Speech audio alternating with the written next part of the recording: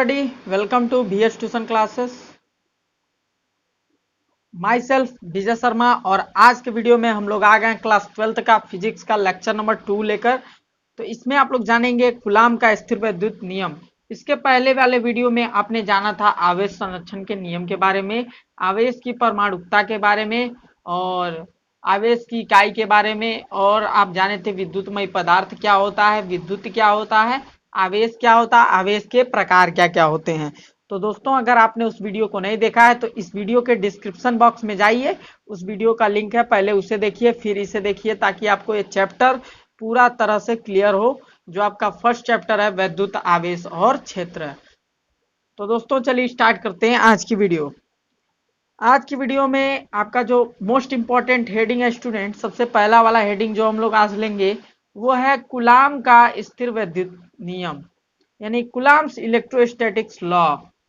तो coulomb electrostatics law क्या कहता है स्टूडेंट, अगर हम दो आवेश ले लेते हैं, कोई आवेश हम ले लेते हैं Q1 और दूसरा आवेश हम ले लेते हैं Q2। ठीक है, ध्यान से समझिएगा। कोई हम दो आवेश ले लेते हैं Q1 और दूसरा आवेश ले लेते हैं Q2 तथा इनके बीच की दूरी को अगर हम R एज्यूम्स कर लेते हैं, R मान लेते हैं, तो दो आवेश तो इन पर लगने वाला जो बल होता है वो दोनों आवेशों के गुणनफल के अनुक्रमानुपाती तथा इनके बीच की जो दूरी r है इसके वर्ग के व्युत्क्रमानुपाती होता है। इसे हम कूलाम का स्थिर वैद्युत की नियम कहते हैं। तो समझ लीजिए कैसे होता है। देखिए, दो आवेशों के बीच लगने वाला स्थिर वैद्युत बल उनके परिणामों के गुणनफल के अनुक्रमानुपाती, बल को हम F से डिनोट करते हैं स्टूडेंट। तो ये Q1 इंटू Q2 के अनुक्रमानुपाती होता है, इक्वेशन 1 हो गया। और तथा इनके बीच की दूरी जो है R, इनके वर्ग के व्युत्क्रमानुपाती होता है बल जो होता है। ठीक है, 1/r², 1/r² या 1/r² हो गया, इक्वेशन नंबर 2। देन स्टूडेंट हम क्या कर सकते हैं, from equation 1 and 2, from equation 1 and 2 यानी समीकरण 1 व 2 से हम क्या कर सकते हैं, F इक्वल टू, जब कोई कांस्टेंट टर्म हम लगा देते हैं, कोई कांस्टेंट टर्म लिख दो के, या तो अगर आप प्रोपोर्शनैलिटी साइन अभी नहीं हटाया हो तो Q1 Q2/r² इतना लिख सकते हो। अब यहाँ से आप क्या कर सकते हो, कोई कांस्टेंट टर्म यूज कर लोगे, तो कोई कांस्टेंट टर्म जब यूज कर लोगे तो प्रोपोर्शनैलिटी साइन हटेगी, इक्वल लग जाएगा। और के हम कोई कांस्टेंट टर्म यूज कर ले रहे हैं, के Q1 Q2/r²। स्टूडेंट यहाँ पे ध्यान दीजिए, जो के है उसकी वैल्यू कितनी होती है, जो के है उसकी वैल्यू होती है 1/4πε0। ठीक है, एप्सिलॉन नॉट यहाँ पे क्या है, परमिटिविटी ऑफ फ्री स्पेस। ठीक है, एप्सिलॉन नॉट यहाँ पे परमिटिविटी ऑफ फ्री स्पेस है। Q1 एक आवेश है, Q2 दूसरा आवेश है, और R जो है इनके बीच की दूरी है। तो आपको कूलाम का स्थिर वैद्युत नियम पूरे तरीके से क्लियर होगा। एक बार और समझ लीजिए, जब हम कोई दो आवेश ले लेते हैं Q1 और Q2 तथा उनके बीच की दूरी अगर हम R एज्यूम्स कर लेते हैं, तो हम कह सकते हैं कि दो आवेशों के बीच लगने वाला वैद्युत आकर्षण बल उनके बीच की दूरी के वर्ग के व्युत्क्रमानुपाती तथा उनके गुणनफलों के परिणामों के गुणनफलों के अनुक्रमानुपाती होता है। ठीक है, तो ये पहला हमने लिख दिया, दो आवेशों के परिणामों का गुणनफल जो होता है उनके बल के अनुक्रमानुपाती होता है तथा उनके बीच की दूरी के व्युत्क्रमानुपाती होता है। तो इसे ही हम क्या कहते हैं, कूलाम का नियम कहते हैं। यहाँ पे जगह है, यहाँ पे मैं आपको कूलाम का नियम लिख देता हूँ, आप नोट्स तैयार कर लेंगे मेरे साथ। ठीक है, देखिए, दो आवेशों के बीच लगने वाला दो आवेशों के बीच लगने वाला स्थिर वैद्युत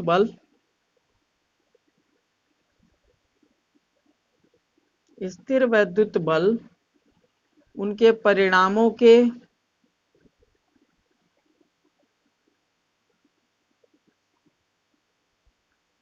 गुणनफल के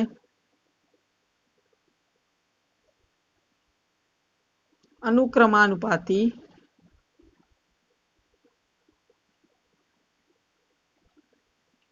तथा उनके बीच की दूरी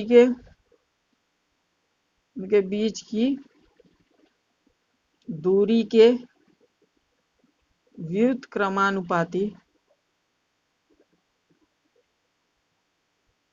व्युत्क्रमानुपाती होता है। यह है कूलम्ब्स लॉ।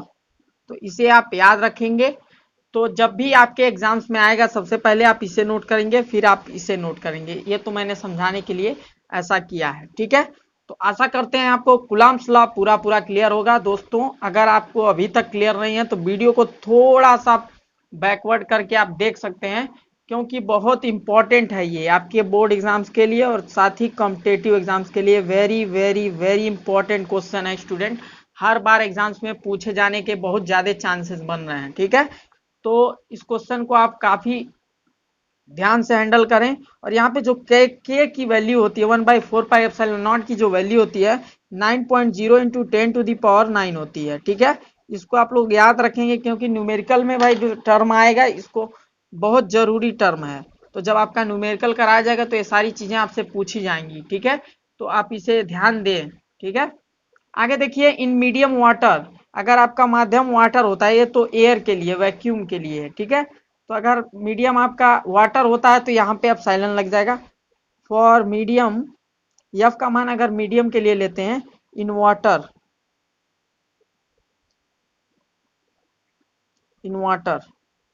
तो मीडियम चेंज हो रहा है तो यहाँ पर 1/4πε हो जाएगा। एप्सिलॉन नॉट नहीं लगाएंगे, Q1 Q2 upon R square हो जाएगा। इक्वेशन 2 समझ में आ रहा है आपको। अब देखिए, अगर हम बात करें एप्सिलॉन परमिटिविटी ऑफ मीडियम है, यहाँ पे जो एप्सिलॉन लिखा हूं ये एप्सिलॉन क्या है, permittivity of medium, permittivity of medium. और ऊपर वाला क्या था, permittivity of free space, epsilon not. Epsilon not क्या था student, permittivity of free space, permittivity of free space. ये सारी चीजें आप नोट करेंगे, ठीक है, क्योंकि बहुत जरूरी है चीजें। अब देखिए, आप यहाँ पे क्या कर सकते हो, यहाँ से आपका ये इक्वेशन 1 आ गया, ठीक है। अगर आप इसको और सही ढंग से लिखोगे तो F equal to 1/4πε0 Q1 Q2 upon R square होगा। इसे ही आप इक्वेशन 1 बना लोगे और ये इक्वेशन 2 है। तो अब क्या करोगे, इक्वेशन 1 में इक्वेशन 2 को डिवाइड कर दोगे, ठीक है। देखो, इक्वेशन 1 डिवाइडेड बाय इक्वेशन 2, तो ऐसा जब करोगे तो आपको क्या मिलेगा, ध्यान दो। यहां से आपको F अपॉन Fm हो जाएगा, F upon Fm is equal to 1/4πε0, थोड़ा सा कट के कैंसिल हो जाएगा और बचेगा क्या आपका, बस यही टर्म बचेगा, epsilon upon epsilon not equal to के। आप चेक भी कर सकते हो। देखो, जैसे ही इसमें इससे भाग लगाओगे, ये वाला टर्म इस वाले टर्म से कैंसिल आउट हो जाएगा। 1/4π को कैंसिल कर देगा। और यहाँ पर ध्यान दो, तो आपका एप्सिलॉन नॉट यानी एप्सिलॉन अपॉन एप्सिलॉन नॉट बचेगा। समझ में आया, ठीक है। जैसे epsilon not upon epsilon, epsilon बचेगा और एप्सिलॉन सबसे ऊपर चला जाएगा, तो एप्सिलॉन अपॉन एप्सिलॉन नॉट हो जाएगा इज इक्वल टू के। आशा करते हैं आपको ये समझ में आया होगा। तो यहाँ पे जो के हमको मिला स्टूडेंट, ये फार्मूला आप लोग हमेशा याद रखोगे।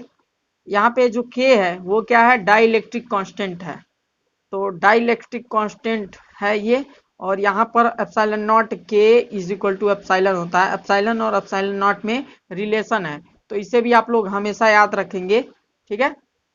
ये कुछ फॉर्मूले हैं जो आपको हमेशा याद रखना है कूलम्ब्स लॉ से रिलेटेड, ओके। तो अब देखिए, हम बात कर लेते हैं अपने नेक्स्ट टॉपिक की। तो आशा करते हैं आपको जो कूलाम का स्थिर वैद्युतीय नियम है अच्छे से समझ में आया होगा। तो अगर आता है आपको लॉन्ग क्वेश्चन में लिखने के लिए, तो आपको स्टूडेंट यहाँ से लगाए यहाँ तक आपको लिखेंगे अगर, तो आपको पूरे मार्क्स मिलेंगे 100%, ठीक है।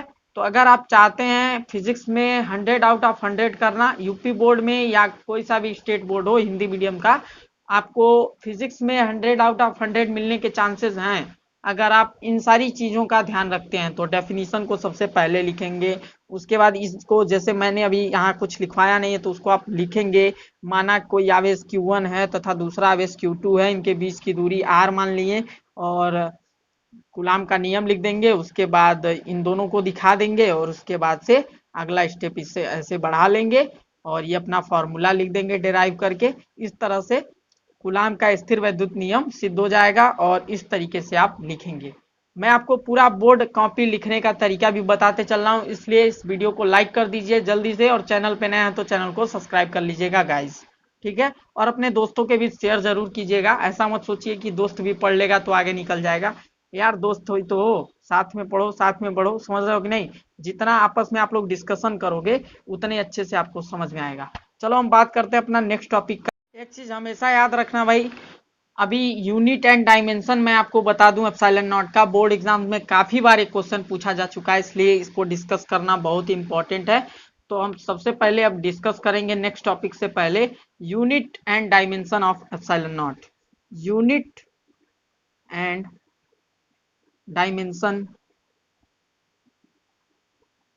Of epsilon not. स्टूडेंट इसको काफी ध्यान से देखना और इसको याद भी रखना, ठीक है। कुछ बच्चे कह रहे थे सर वन शॉट वीडियो बनाइए। हाँ तो बच्चा पार्टी वन शॉट वीडियो भी अपन बनाएगा, लेकिन थोड़ा सा टाइम दो यार, क्योंकि अभी जब आपके एग्जाम्स नजदीक आने लगेंगे और जब रिवीजन की जरूरत होगी, इसको 1-2 महीने बाद जब रिवीजन की जरूरत होगी तो आपको वन शॉट वीडियो भी देंगे यार, हम क्यों घबरा रहे हो, ठीक है। फिलहाल हमारे साथ नोट्स बनाते रहो और पढ़ते रहो। कुछ बच्चे पीडीएफ के चक्कर में पढ़ रहे हैं तो उनको पीडीएफ जरूर देंगे, ठीक है। तो अगर अभी तक आपने हमारे व्हाट्सएप ग्रुप को ज्वाइन नहीं किया है तो ज्वाइन कर लो, वहां पे आपको पीडीएफ नोट्स वगैरह सब मिलते हैं भाई, और लाइव क्लास की नोटिफिकेशन भी, और साथ में वीडियोस के लिंक भी मैं शेयर करते रहता हूँ, ठीक है। मेरा पर्सनल नंबर है उसमें, ठीक है, और मैं उसमें शेयर करते रहता हूँ, ठीक है। आप चाहें तो ज्वाइन कर सकते हैं, डिस्क्रिप्शन बॉक्स में लिंक दे रखा है, ठीक है। तो unit and dimension of epsilon not की बात कर लेते हैं सबसे पहले एयर के लिए। चूंकि एयर में क्या होता है, F is equal to permittivity of free space की बात कर रहे हैं तो एप्सिलॉन नॉट की, तो 1/4 pi epsilon not Q1 Q2 upon R square. इसको आप याद कर लें, बहुत इंपॉर्टेंट फॉर्मूला है, इस पे आपको कई क्वेश्चन मिलेंगे यार। कहीं कहीं ऐसा होगा एफ की वैल्यू दी होगी, Q1 और Q2 में से कोई एक दिया होगा, आपको Q1 निकालना होगा या चाहे Q2 निकालना होगा, आर की वैल्यू दी होगी। तो इस तरह से बहुत आसान आसान न्यूमेरिकल बनते हैं और आपको मैं न्यूमेरिकल कराऊंगा भी इस पे, ठीक है। अभी करा दूं, कुछ लोग बोल रहे हैं अभी करा दिया जाए, ठीक है। तो पहले अभी आप एप्सिलॉन नॉट की बीमा देख लो और इसके तुरंत बाद न्यूमेरिकल कर लो एक एग्जाम्पल, तो आप अच्छे से कर पाओगे, ठीक है। देखो तो इन एयर की अगर हम बात करें, एयर और वैक्यूम के लिए, तो यार यहाँ पे जो एप्सिलॉन नॉट अगर आपको निकालने के लिए कह दे कोई, तो एप्सिलॉन नॉट तो उसको थप्पड़ मार के निकाल ही दोगे, एप्सिलॉन नॉट यहाँ भेज दोगे, एफ को धकेल दोगे इधर, धकेल दिया ना, बहुत गलत बात है। देखो Q1 Q2 अपॉन क्या हो गया, यहाँ पे ध्यान दो, यहाँ पे हम लोग क्या कर सकते हैं 4 पाई और यहाँ पे एफ आ गया, ठीक है, और आर स्क्वायर तो पहले से थे, इतने लोग आ गए। अब देखो डायमेंशन ऑफ एप्सिलॉन नॉट की अगर हम बात करें, डायमेंशन अगर आपसे निकालने के लिए कहें डायमेंशन ऑफ एप्सिलॉन नॉट, तो आप क्या कहोगे डायमेंशन ऑफ एप्सिलॉन नॉट, कहोगे ये कि कुलाम का स्क्वायर, क्योंकि एक आवेश का मात्रक कुलाम होता है, दूसरे आवेश का भी मात्रक कुलाम होता है, तो कुलाम इंटू कुलाम, कुलाम इंटू कुलाम तो हो गए कुलाम के पिताजी यानी कुलाम का स्क्वायर, ठीक है। बुरा मत मानिएगा, आपको याद कराने के लिए बता रहा हूँ, कुलाम का स्क्वायर हो गया। अब नीचे देखो भाई 4 पाई तो कांस्टेंट है, ठीक है, आर किस में होता है मीटर में, तो आर स्क्वायर है तो मीटर स्क्वायर हो गया, और एफ किस में होता है न्यूटन में, तो newton metre square, newton metre square यानी कुलाम स्क्वायर पर न्यूटन मीटर स्क्वायर, ये किसका मात्रक हो गया, epsilon not permittivity of free space का। तो सॉरी ये डायमेंशन नहीं, ये तो यूनिट है, यूनिट ऑफ एप्सिलॉन नॉट पता चल गया क्या है। अब जब यूनिट पता चल गया तो आप डायमेंशन भी निकाल सकते हो। डायमेंशन कैसे निकालोगे, डायमेंशन ऑफ एप्सिलॉन नॉट, सबसे पहले डायमेंशन निकालने के लिए आपको क्या चाहिए था, यूनिट, तो यूनिट हुआ तो पता चल गया, अब डायमेंशन निकाल सकते हैं, ठीक है। अब डायमेंशन निकालिएगा, देखिए हंसते रहिए, मुस्कुराते रहिए और पढ़ते रहिए हमारे साथ। देखिए यहाँ पे देखिए, अगर हम बात करें कूलाम का, तो कूलाम का क्या होता है, कूलाम का बीमा क्या होता है, ए स्क्वायर टी स्क्वायर। ठीक है, एम्पियर सेकंड होता है ना, कूलाम की जगह आप क्या लिख सकते हैं, एम्पियर सेकंड, तो एम्पियर का ए और सेकंड का टी होता है, तो स्क्वायर है तो दोनों का स्क्वायर लिख दिया हूँ। कोई गलत किया हूँ क्या, नहीं गलत किया हूँ। आप समझ ही रहे हैं बातों को। अब देखिए न्यूटन का क्या होता है, न्यूटन का होता है M L T to the power -2। याद रख लो हमेशा के लिए, क्योंकि न्यूटन का बार बार आएगा। ठीक है, और मीटर स्क्वायर के लिए आप क्या लिख सकते हैं, मीटर स्क्वायर के लिए आप लिख सकते हैं एल स्क्वायर। अब ये मत कहना कि सर न्यूटन का आप तो डायरेक्ट लिख दिए। न्यूटन का क्या होता है, किलोग्राम मीटर पर सेकेंड स्क्वायर होता है ना, तो किलोग्राम का यम हो गया, और मीटर मीटर का यल हो गया, पर सेकेंड स्क्वायर होता है, तो पर सेकेंड स्क्वायर के लिए टी की पावर 2 अपॉन में लिखे, फिर ऊपर ले आए तो -2 हो गया। समझ में आया, नहीं समझ पा रहे हो तो यहाँ पे देख लो, न्यूटन का क्या होता है, साइड में दिखाते हैं आपको, किलोग्राम मीटर पर सेकेंड स्क्वायर होता है, तो ये तो इसका मात्रक है न्यूटन का। अब बीमा न्यूटन इसमें होता है, न्यूटन ही है ये, मतलब न्यूटन भी एक मात्रक ही है बल का, लेकिन इसको हम इस प्रकार से भी लिख सकते हैं। अब किलोग्राम का यम होता है और मीटर का यल होता है और बटे सेकेंड का टी स्क्वायर होता है। अब इसको चेंज करेंगे तो यम यल टी टू द पावर -2 होगा, तो इसी को ही तो लिखा है मैंने यहाँ पे। समझ में आया।